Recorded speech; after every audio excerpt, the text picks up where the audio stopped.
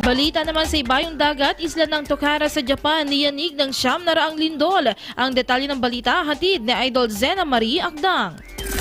IFM Foreign News.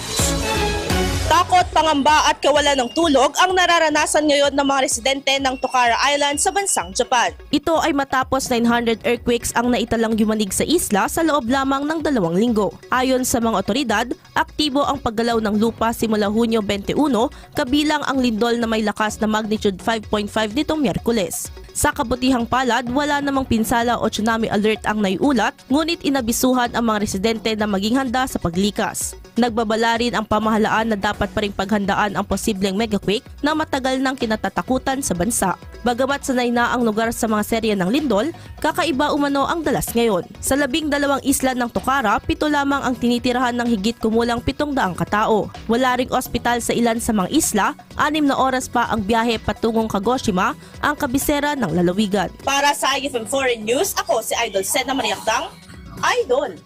IFM News.